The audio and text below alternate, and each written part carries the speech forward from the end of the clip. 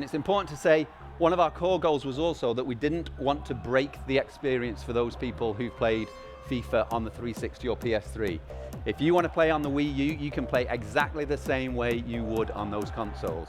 So the main thing is that we brought over the next-gen gameplay engine. That was kind of the first and foremost as the foundation to the game. So for the first time, for a long time, Nintendo users now have parity with 360 and PS3 at a core level. On top of that, we obviously wanted to create a unique experience. The Wii U is a very unique device with a touchscreen gamepad. We wanted to make sure we utilize that uniqueness at a core level with the game. So basically, we're bringing a version of FIFA that you just can't get anywhere else other than the Wii U. Primarily, we created that version to kind of embrace a more casual demographic. The Wii U is kind of geared towards a more casual user. So one of the things we saw with the advent of the touchscreen is this allowed us to kind of open up the game to non-gamers. So with a manager mode, you can now kind of sit back. You don't have to have that Twitch experience. You can kind of passively control a lot of the players. So you can analyze stats, you can send players on runs, you can make tactical decisions, substitutions, that kind of thing. So it really opens up the game to a lot of the casuals. So on that level, it really brings in a lot of casual gamers.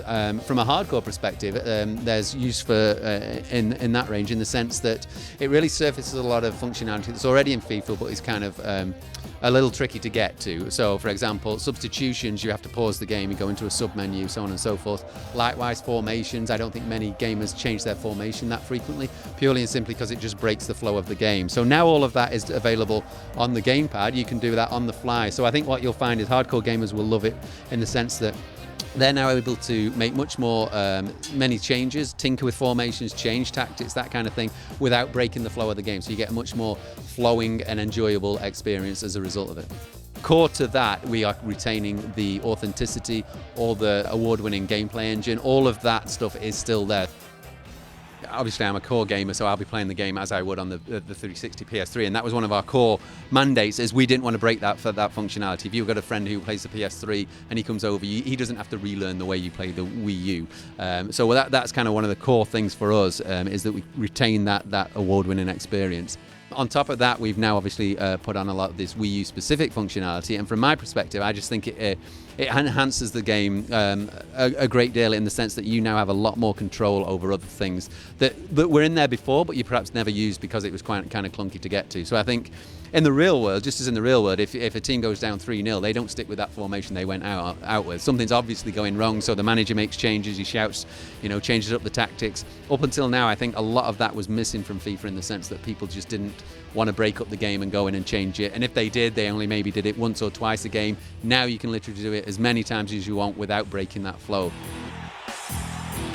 So it is a port of the engine. So we bring that in, and then obviously we build on top of that and build in all the unique Wii U functionalities. So it's the game plus a whole lot of new stuff for the Wii U.